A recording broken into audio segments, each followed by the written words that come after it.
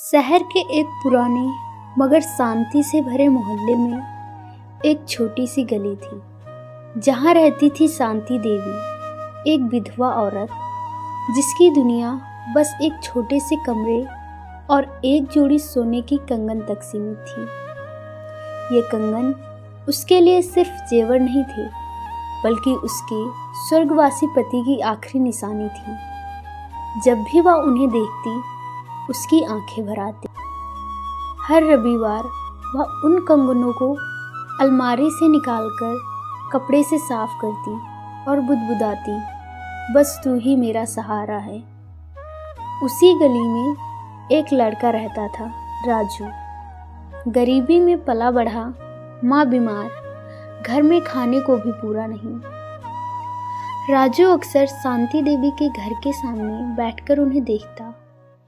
कभी वह उन्हें सब्जी लाकर देता, कभी पानी भर देता, लेकिन उसकी नज़र बार बार उन्हीं सोने के कंगनों पर जाती। एक दिन राजू की माँ की हालत अचानक बहुत बिगड़ गई। डॉक्टर ने कहा, अगर आज पैसे नहीं आए तो बचाना मुश्किल है। राजू के हाथ कांपने लगे, जेब खाली थी, आंखों में डर। उसी रात शांति देवी सो रही थी और अलमारी की चाबी तकिए के नीचे रखी थी। राजू का दिल जोर जोर से धड़क रहा था। उसके कानों में बस एक ही आवाज़ गूंज रही थी, माँ को बचाना है।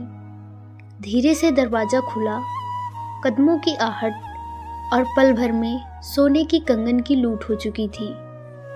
सुबह जब शांति देवी उठी और अलमारी खाली देखी तो वह जमीन पर बैठ गई। आंसू बहते रहे और होठ कांपते रहे। अब तो कुछ भी नहीं बचा। पूरे मोहल्ले में हड़कंप मच गया। पुलिस आई, पूछताछ हुई, लेकिन शांति देवी ने किसी पर शक नहीं किया। बस इतना कहा, जिसने भी चुराया है वह मजबूरी में ही लिया होगा।